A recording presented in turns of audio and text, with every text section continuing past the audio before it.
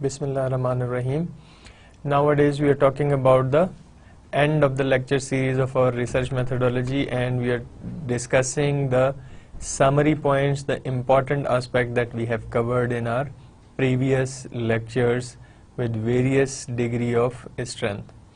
We have also discussed number of issues within every step, and we are trying to cover the main points that we have covered in our last 30 lectures. Previous lecture was one of the series lecture in which I have summarized the important steps, important points within each step that covers the most influencing significant variations or significant things that we have to refresh in our mind every time when we start thinking about research and research as a process. And today we will also start continuing it from the previous lecture, that how various steps help us understand our own research problem and research question, and how various steps help us to solve our research question that we have asked and to meet the objectives of our research. Keeping these things in mind, we have to keep two other things in mind about the data. One is secondary data. We are using already collected data by someone, or we are using our own newly first-hand information collected data, that is primary data. We have discussed about various forms of secondary data in our previous lecture. We have discussed about primary data and its collection and various ways of its collection, and in previous lecture we have also discussed about forms of interviews. I am just revising the 3 slides from the previous lecture so that these are some of the important things that one has to keep in their mind as a researcher. If you are conducting a primary data collection within your field of interest, then you have to be very vigilant about these things. And these things are that we have to have two forms of interviews in our mind, and within interviews we have either standardized interviews or non-standardized interviews. And within a standardized interview, which we covered in chapter 10 of Zonder et al.'s book, is either interviewer administered questionnaire, and within non-standardized questionnaire we can have one-to-one or one-to-many. With one-to-one we can have face-to-face interviews, telephonic interviews, internet or intranet mediated electronic interviews. One-to-many we can have group interviews or focus group discussion, or internet or intranet mediated interviews. So these are various forms of interviews that we have to keep in our mind.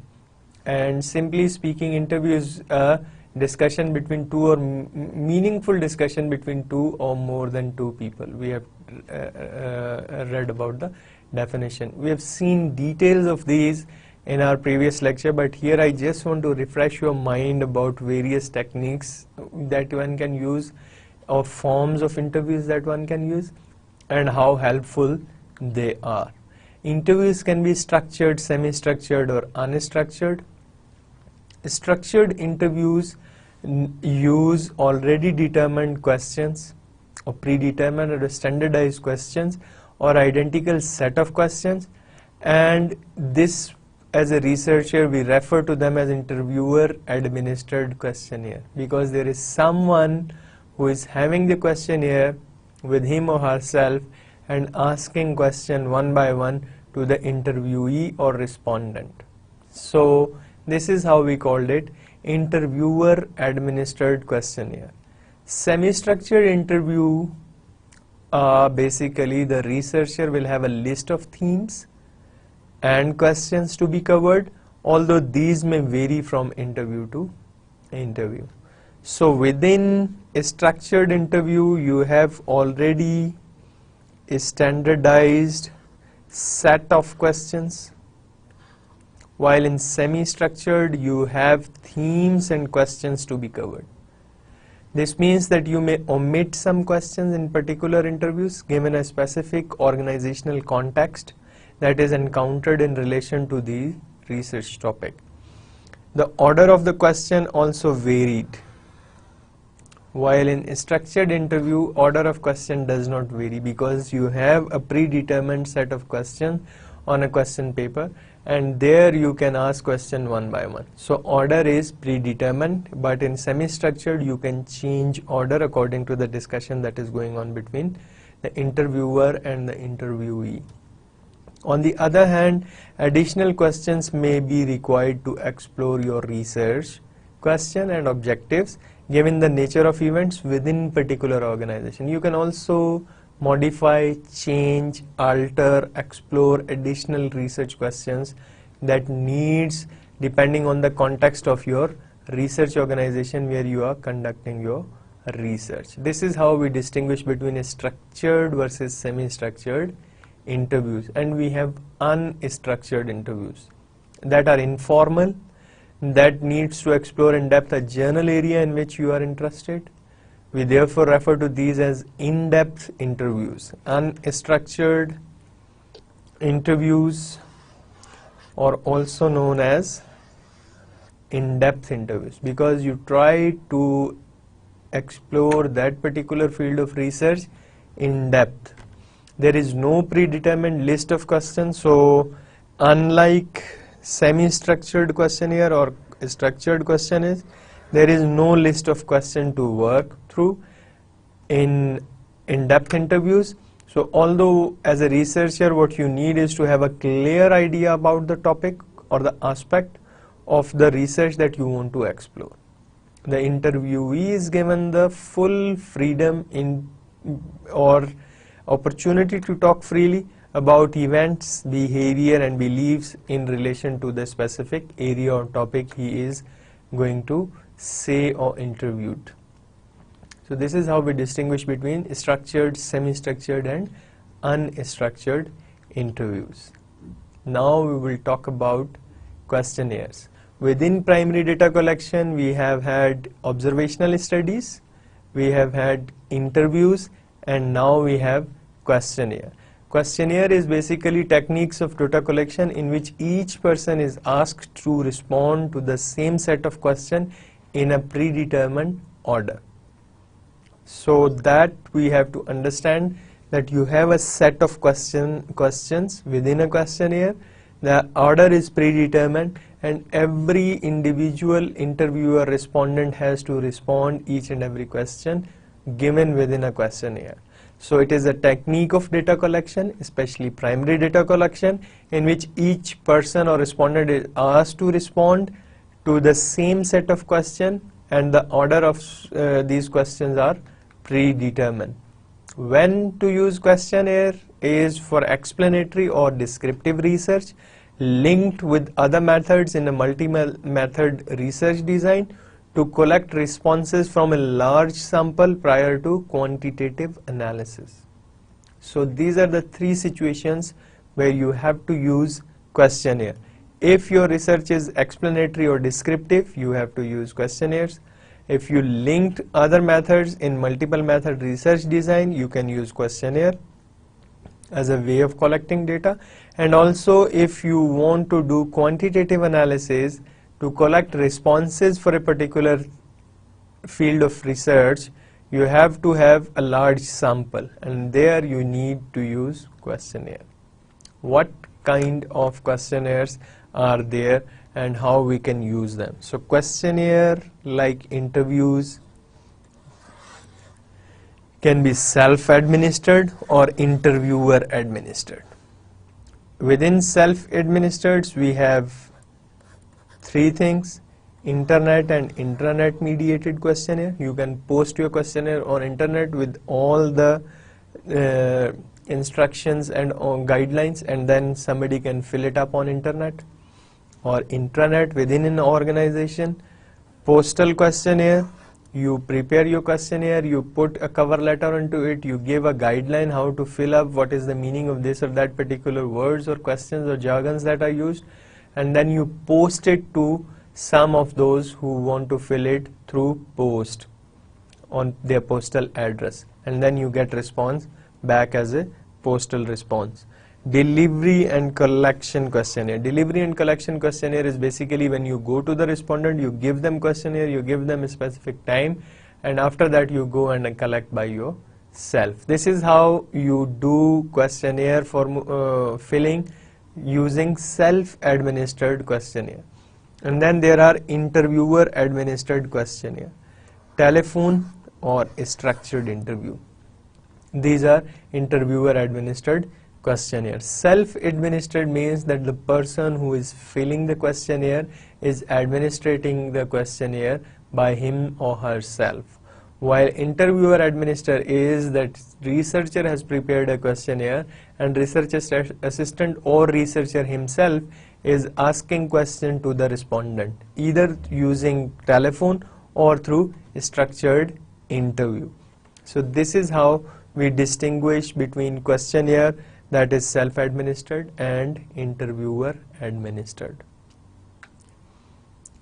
Preparing, inputting and checking data. Once you have collected data using observation, questionnaire or interview, how do you prepare, input and check your data? If you intend to undertake quantitative analysis, consider the following: the type of data, scale of measurement, either it is a ranked, ordinal, cardinal, whatever kind of scale of measurement you have in it. Format in which your data will be input to the analysis software. For example, SPSS, eViews, Stata, InVivo. These are the software that can be used to analyze your data.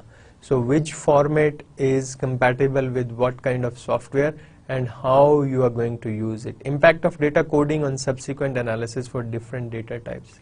Coding, we have discussed in one of our lecture, is very important. If you don't do coding, it is difficult for you to analyze your data. Number one. Number two, it is difficult for you to understand your data. Number three, it is difficult to see validity and reliability of your data because there are variables where you can't quantify on numeric basis. For example, we have discussed this example in detail about the car, the model of the car. The model of the car that is either hatchback, saloon or estate. So if we have these three models of the car, then how do we analyze unless we code them? Or let's say gender, male,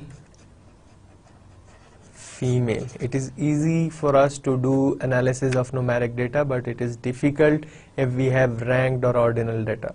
So we have to see which format we have data and how and in which software we can analyze it.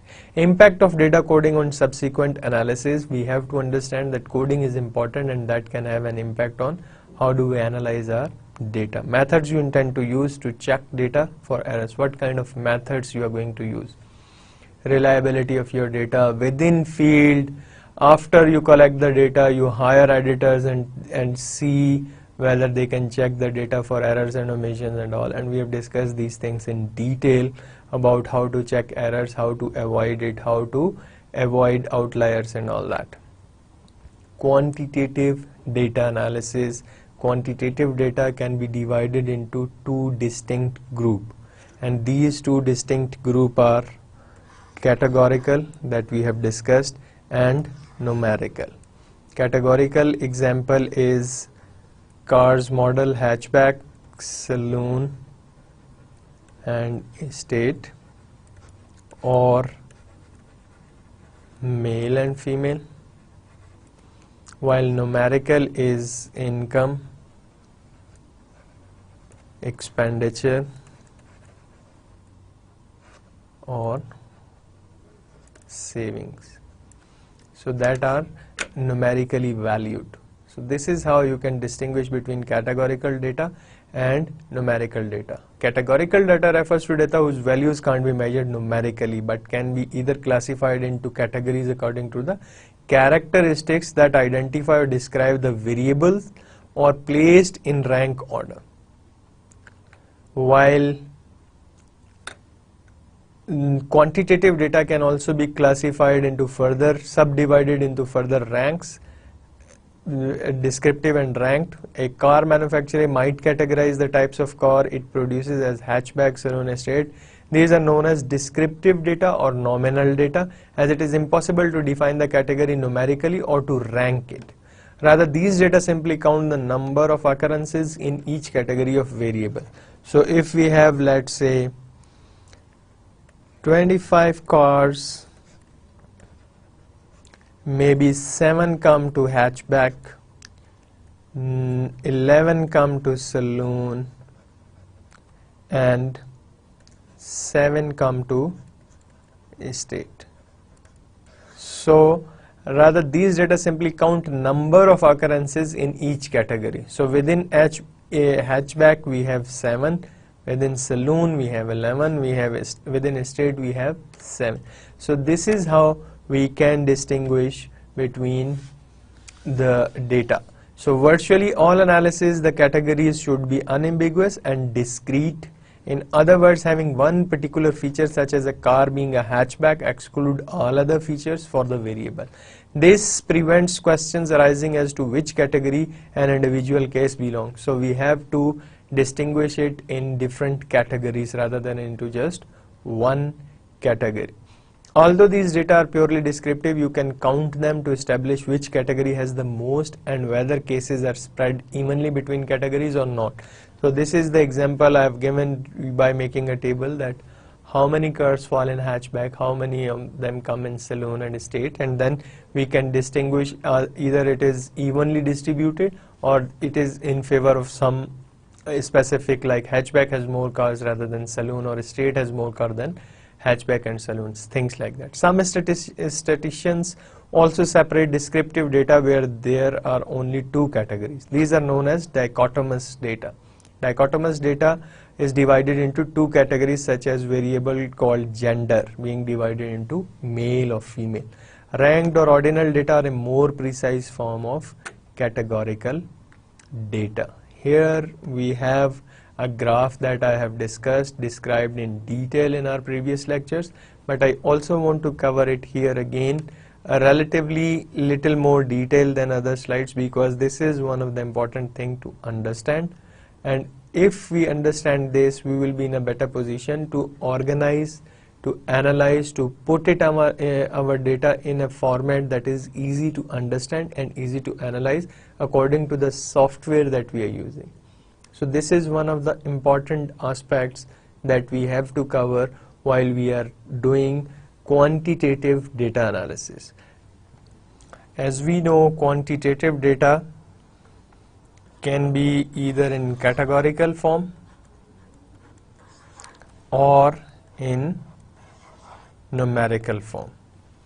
And from here we can actually distinguish between categorical and numerical data. So let us see how categorical data works.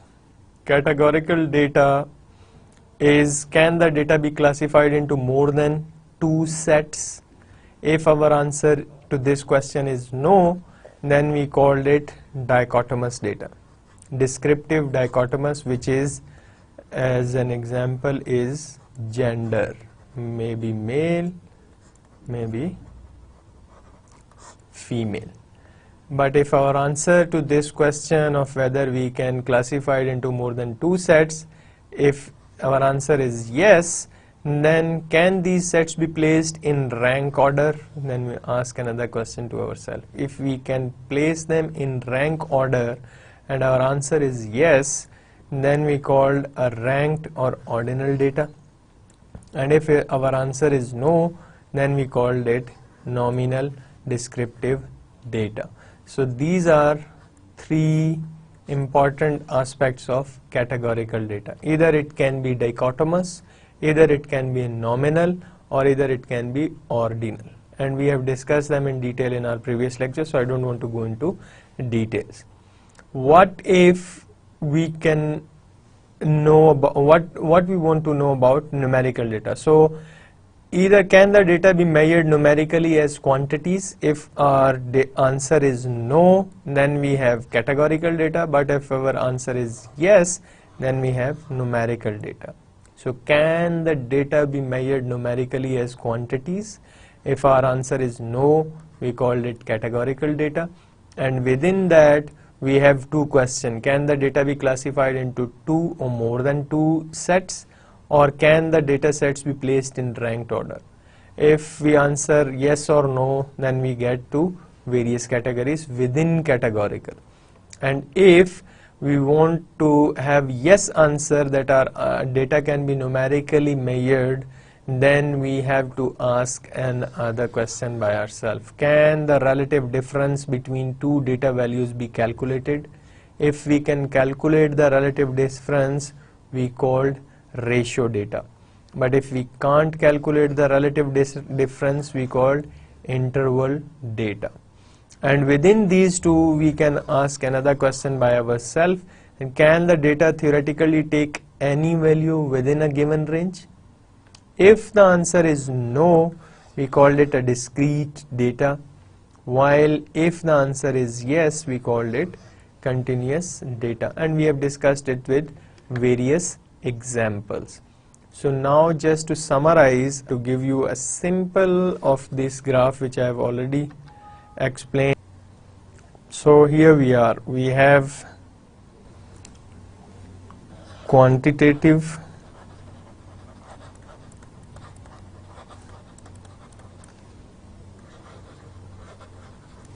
data,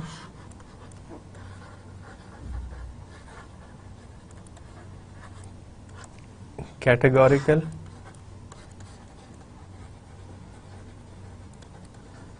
numerical. Within categorical, we have ordinal, we have dichotomous, and we have third is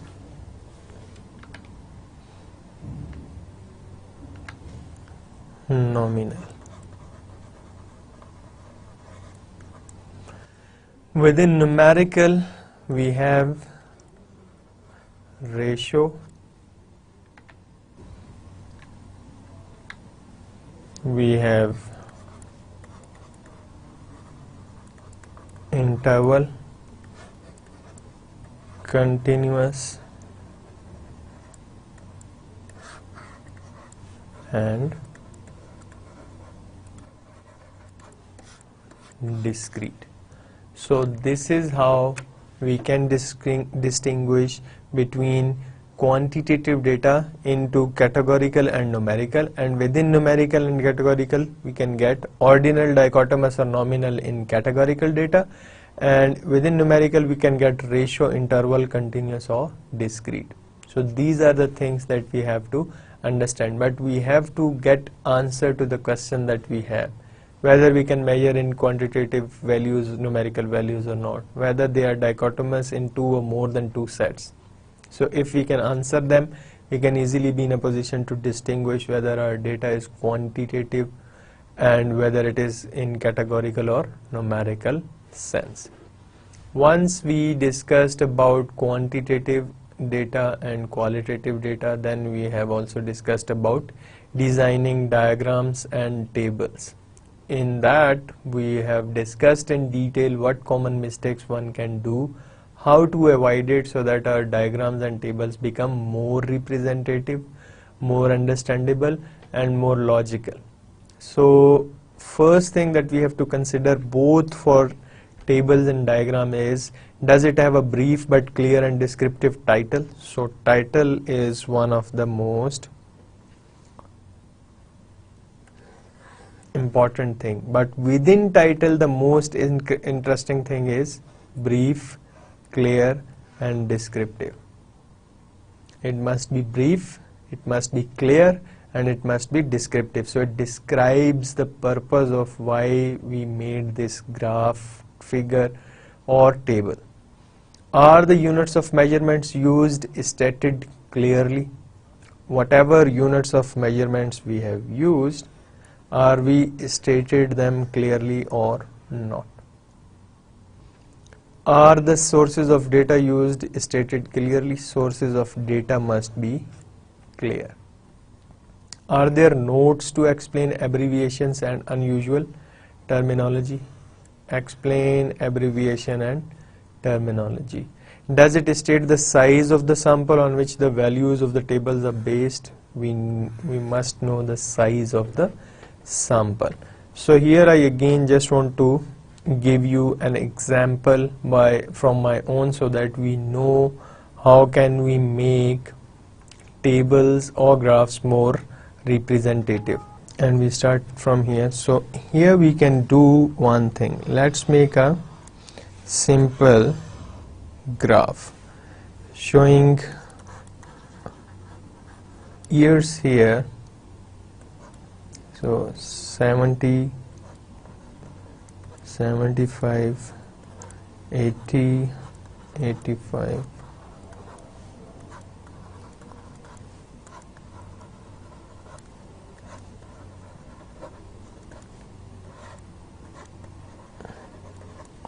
2010. Here we use GDP per capita.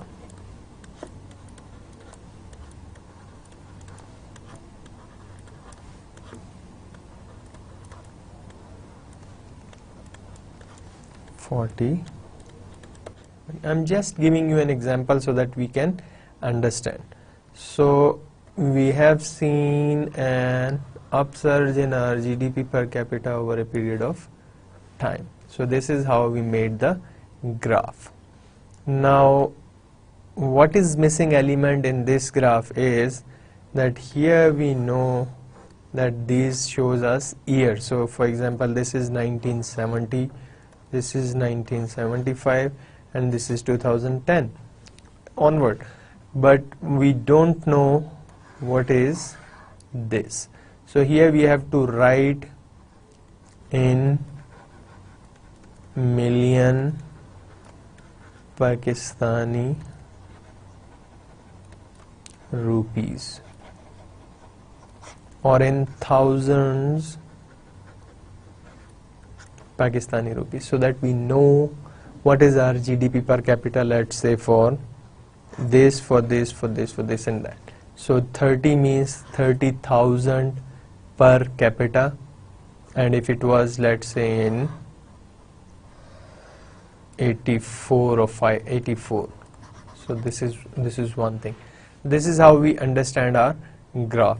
So this scale of measurement was missing, we have added it. We have also added the year. What is now other things that are missing? Number one, we are without title. Number two, we are without sources or source of data. Number three, GDP per capita, years. These are the only two terms, so these are already explained or understandable easily, so we don't have to explain any of the terminology. So we have to put title here and we have to put source here. If we done these two things, we are done with clearly understandable graph for GDP per capita over a period of time. So if we know now how to make graph more concise, more precise, more understandable and elaborative, we have to keep these things in mind: title, scale of measurement, sources of data, and if there is any terms that we need to explain, we have to explain it nicely. So importantly, I am just revising it because this is one of the important things. When you start your write-up, you start up with tables and graphs, so these things you have to keep in mind.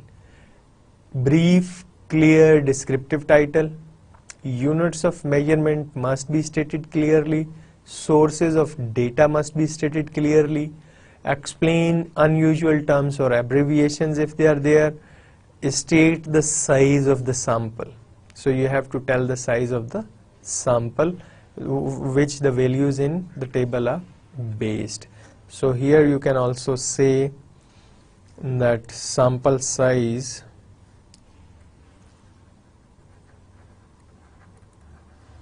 here is from 1970 to 2012. So everything that you want to look into your graph or table that makes it elaborative and understandable is there. You have put a title, you have put a source, you have given values and measurement scales to every scale like axis, x and y axis, and now it's easy for you to understand what your table describes. For diagrams specifically, what do we have to consider? Number one, does it have clear axis labels?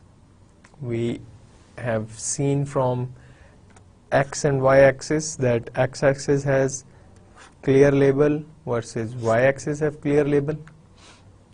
Are bars and their components in the same logical sequence? If it is a bar diagram, so are they in logical sequence or not?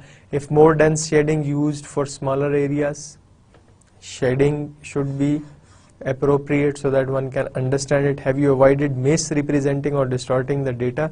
Is a key or legend included? So key or legend is included or not. For example, if you are making a graph of GDP per capita of, let's say, 4 countries, so how do I know these lines belong to? So we have to have legend, that is green line, blue line, red line and pink line. So green might be USA, blue might be Pakistan, red might be China, and pink might be India. So this is how you can link your color legend with that of the line, and you can understand for that particular country. So you have to have legend included in that. In our previous example, we have only one variable, that is GDP per capita, so we don't need legend separately. But if we have more than one variable within the single graph, we definitely need legend to explain which line explains what variable. So you have to have axis must be labeled, logical sequence of the bar, dense shading for smaller areas, and avoid distorting data, or you must add legend wherever it is necessary. What is we have to consider for tables? Does it have clear columns and row headings, or columns and row are in a logical sequence?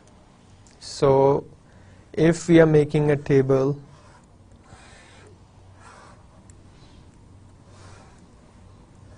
are we having columns and rows logically sequenced or not? Gender, male, female, income, consumption. So here you put income, consumption, income, consumption. So your, let's say, column versus row are nicely sequentially labeled, and then you have to take care of the important things, that it must contain the brief, clear, precise title, descriptive also, source of data, units must be explained, any ambiguous term must be explained, and it contains the sample size also. So if you cover up all these 5 aspects and the columns and rows are already nicely explained, you have covered up your table nicely, which is expressive, which is self-explanatory and understandable also.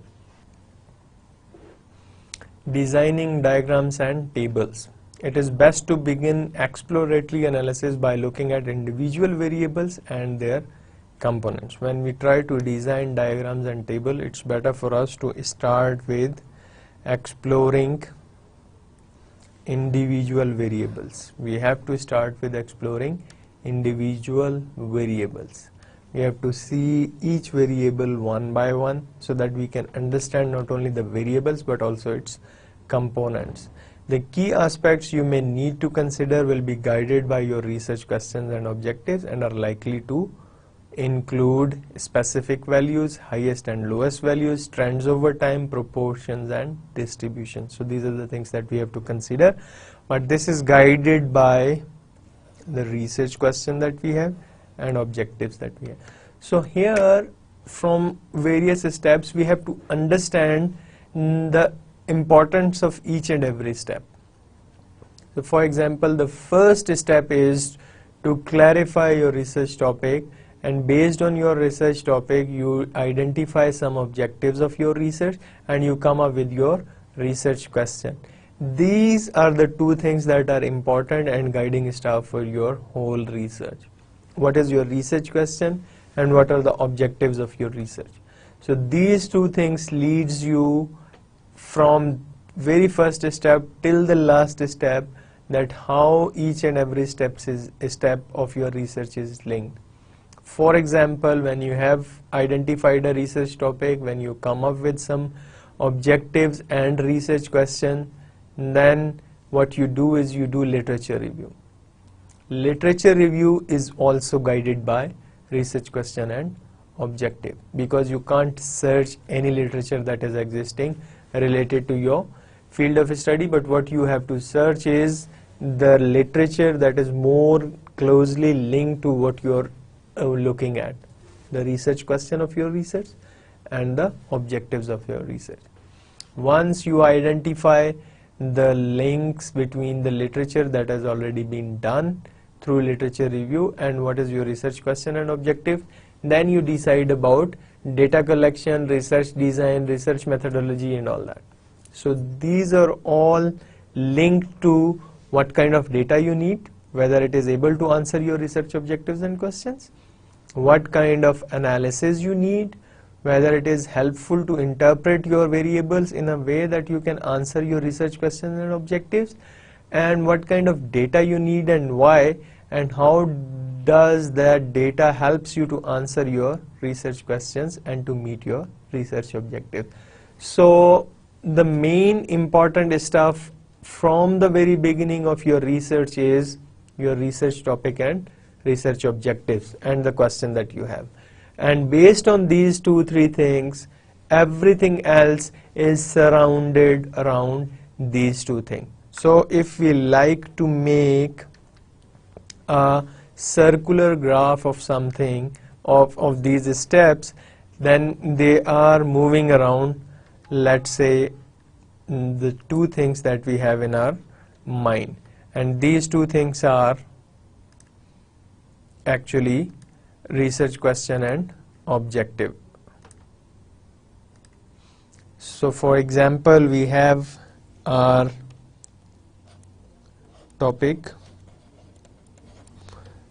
From topic we get our objectives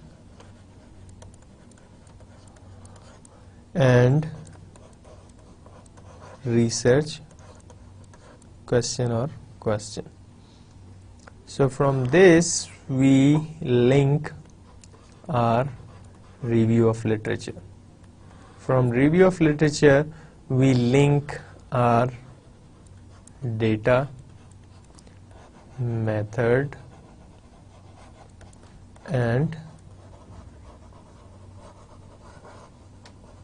analysis, and from this we link our results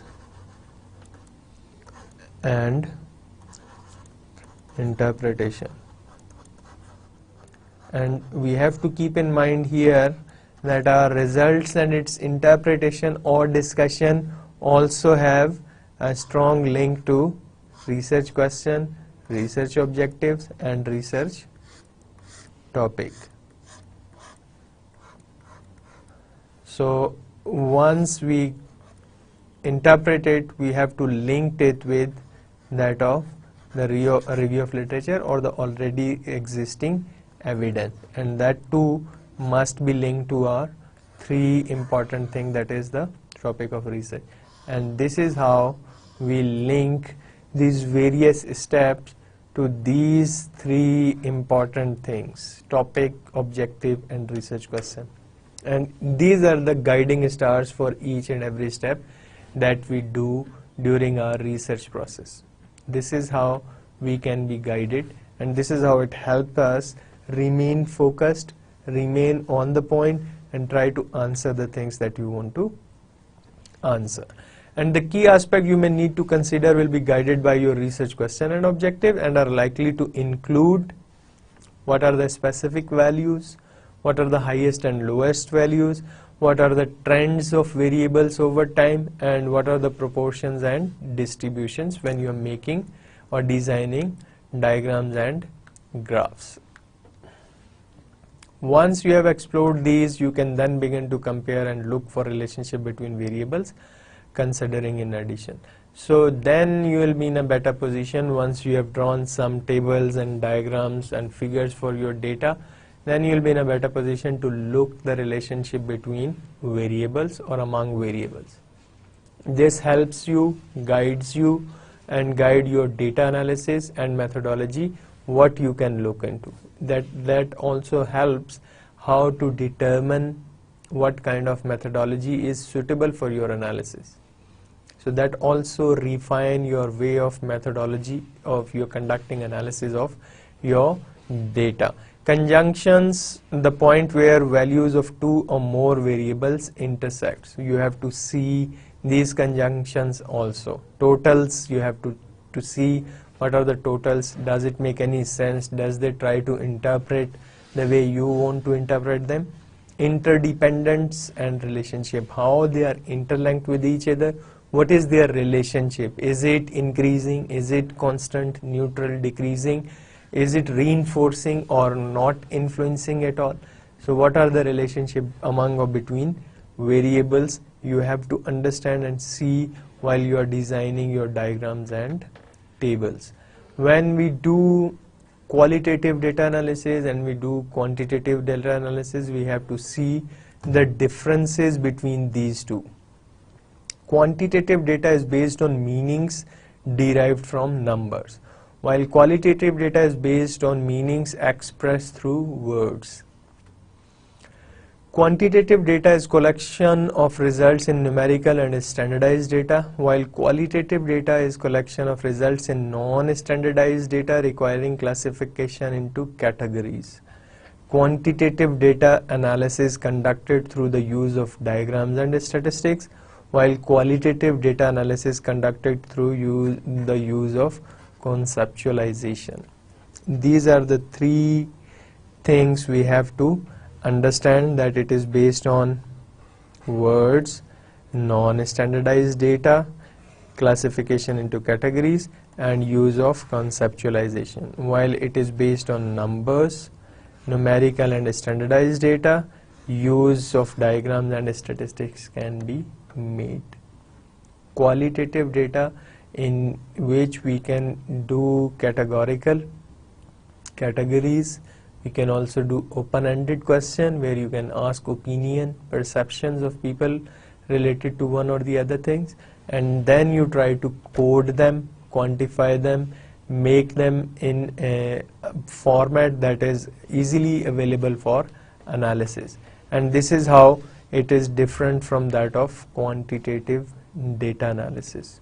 These are the three important differences that we have to keep in our mind while we are discussing about quantitative data versus qualitative data analysis. Qualitative data analysis process is no standard procedure for analyzing qualitative data. Despite this, it is still possible to group data into three main types of processes. Either you summarize and condense the meanings, either you categorize and group the meanings, either you structure and order the meaning using narrative. So now we see what is summarizing. It is therefore involves condensing meaning of large amount of text into fewer words. So what we do, we summarize large opinions, perceptions, answers into condensed summarized meanings using paraphrasing or our own format. Or we can categorize or group meanings. Involves two activities. Either you develop categories and subsequently attach these categories to meaningful chunks of data. Through doing this, you will begin to recognize the relationship and further develop the categories you are using to facilitate this.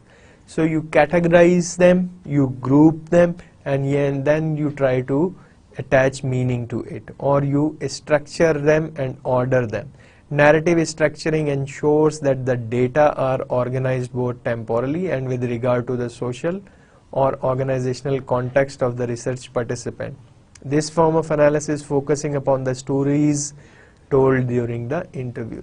So if you want to narrate the stories of participants, respondents, interviewee, then you use narrative structuring. You order the meanings using narrative structure, and then you try to explain the story in your own narrative format, which is told to you or to researcher by the respondent. And this is how it helps to structure in an orderly way the meanings using narratives. So this is the way, or the three simple ways of categorizing the process of qualitative data analysis. That is summarizing, categorizing, and structuring. So summarizing means condensing the meanings, categorizing means grouping the meanings, and structuring means that we have to order the meanings attached to it. Once we are done with the analysis of our data, we have discussed that we have to have some things called writing. What are the practical hints for writing? We have to keep in our mind. We have to keep in our mind that writing is the most important part. Once you are done with conceptualizing the idea, of idea, topic, and from topic you get your research questions and objectives. Then you move to review of literature, then you do various steps and all. Once you are done with all this process, the most important thing is to interpret, to present your results in a way that makes sense not only for you but also for those who want to read your research. This is the one most important thing. Secondly, whether you are in a position to answer the question of your research or not, you have to explain it clearly.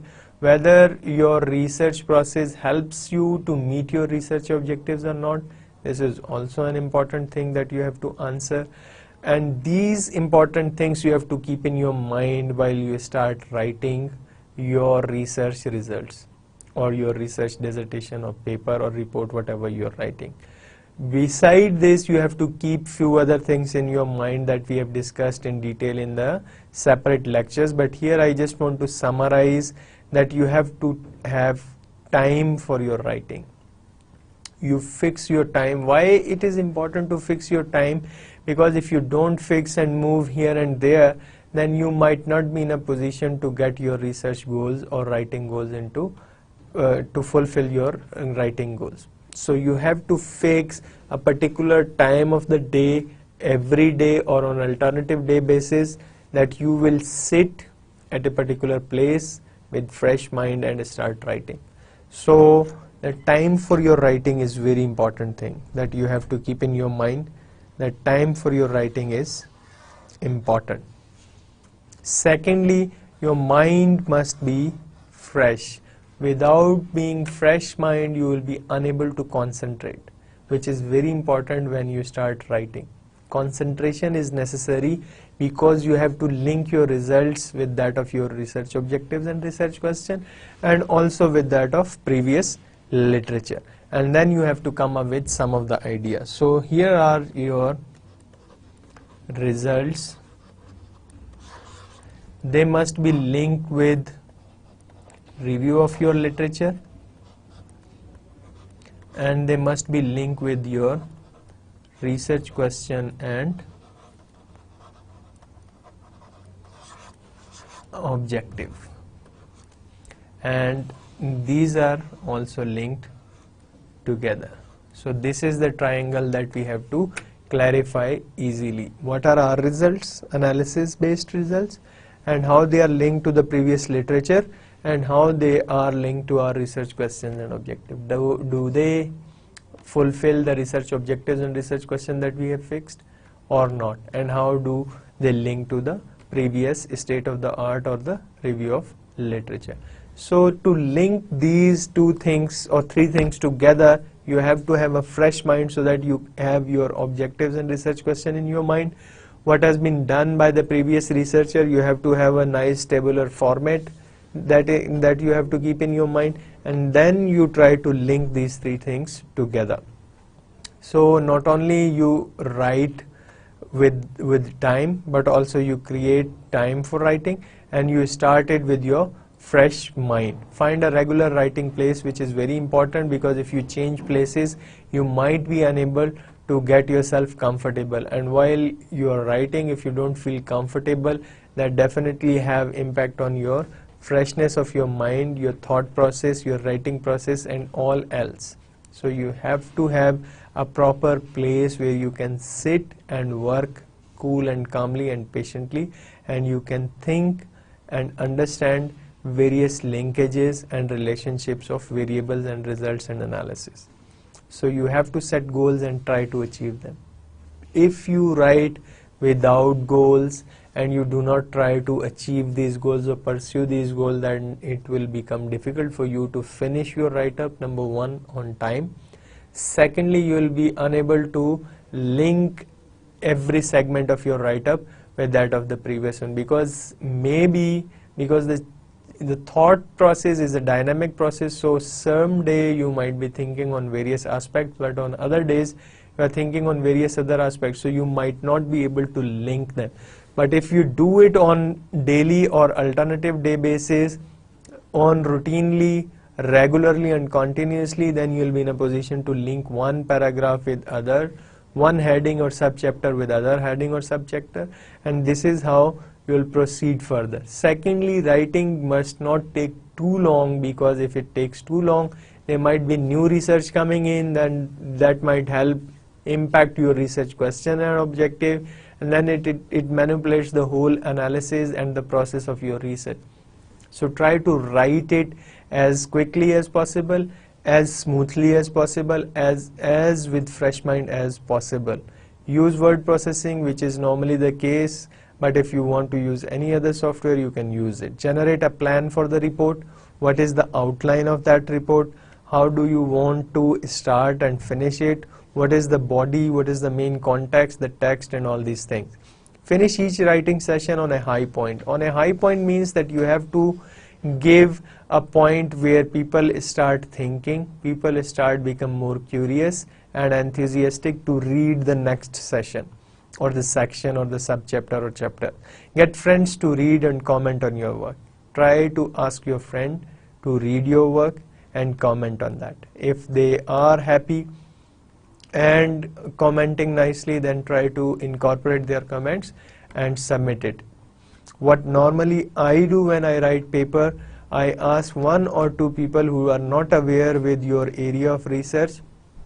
You give your write-up to them and ask them that whatever you have written makes sense for them, make them understand what you want to say or not. If they are in a position to understand, they'll be in a good position to give you some comments on your write-up. If a person who is unknown to your research area is able to understand what you have written, it means that you are convincing and you are giving your research thoughts words that are easily understandable by others or the readers who want to read your research.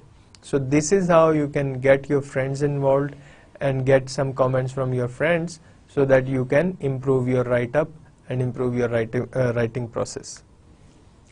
What is the suggested structure? We have discussed in detail each and every point, but here I just want to say that we have to start with abstract. Normally it is written in the end, but it is the first thing that comes in the research paper, report or dissertation, which is very important. Abstract is basically containing few important things, that what is the issue that your research is talking about, what are your main objectives or research objectives that you covered in your research, how you achieve them, that is methodology, and data that you use to what are the main results or findings, and what is your primary conclusion based on these findings. So abstract must explain these 5 things in sharp and crisp manner so that one can easily be in a position and able to understand what is your research is all about.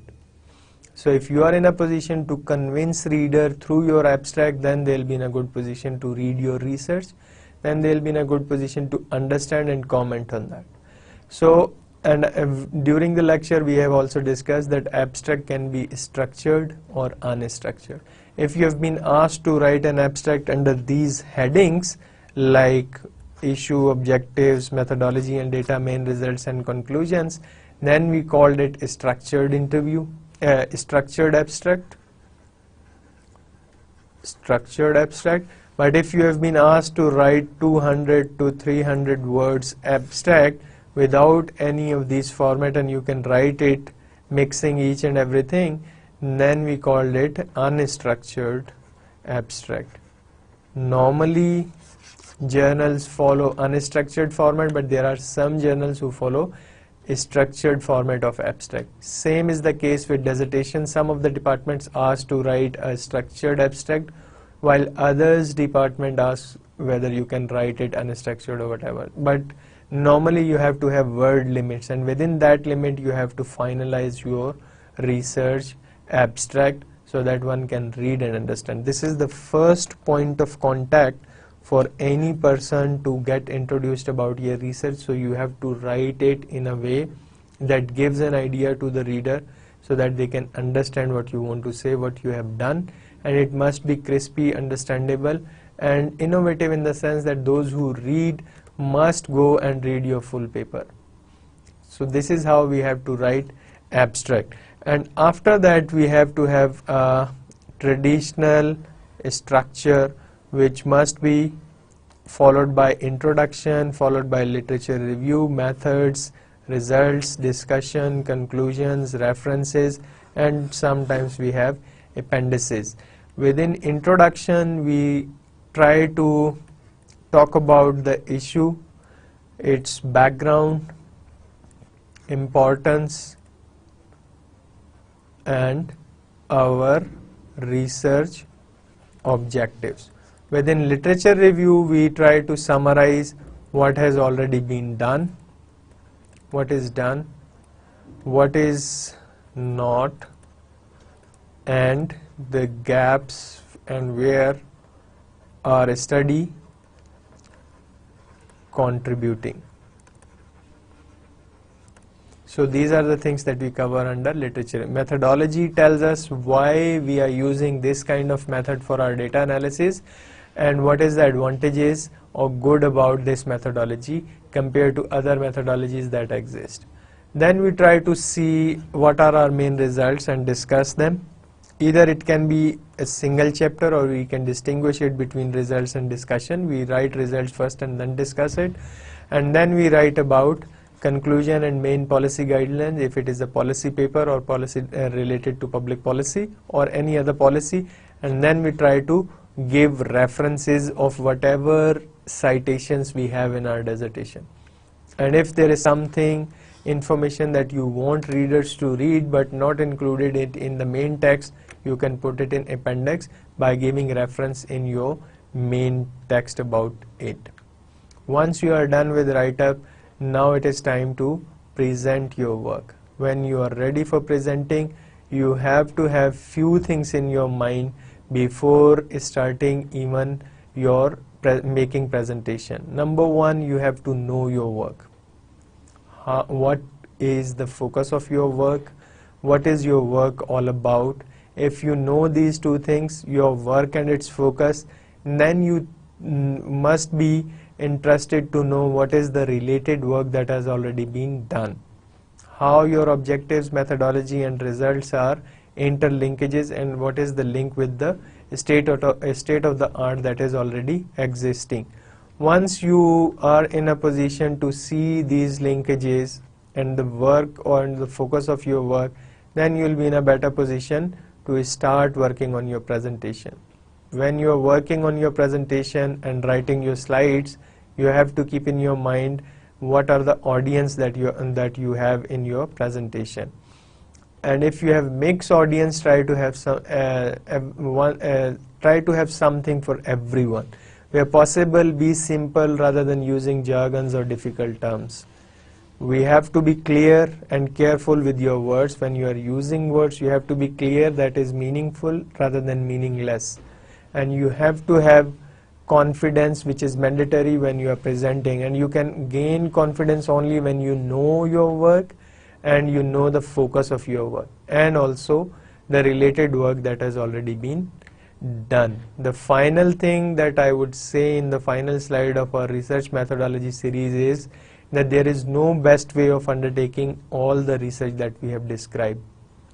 But what you can do is contextualize all these steps based on your research process.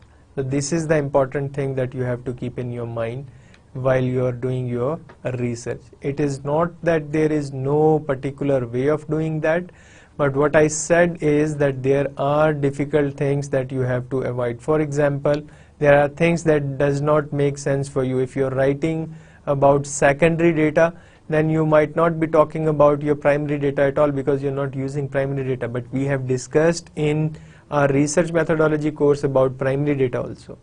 Within primary data, if you're talking about questionnaire, then you have not used observation and all these things. So these are the things that you have to contextualize based on your own research methodology and the ways you have get your research design, data and analysis. So this is how various steps can be modified, can be changed, eliminated and things like that. But there is no hard and fast rule that you have to do it this or that way. So what you have to keep in your mind is that these are the steps that one has to take. If you are conducting an interview, you have to focus on this or that aspect of interview. If it is a questionnaire, you have to focus on this or that aspect of questionnaire. And this is how you have to analyze if it is qualitative data or if it is quantitative data. I think I've tried to make things clear. If you have any ambiguity or unclearness in your mind, you go through the books, try to read them, and I am sure that you will get through by reading various chapters of the book that I have recommended in the earlier lectures when we started the course on research methodology. I thank you very much for your attention and I wish you a very good luck for your exams and course and other things that you are doing. Thank you very much and Allah Hafiz.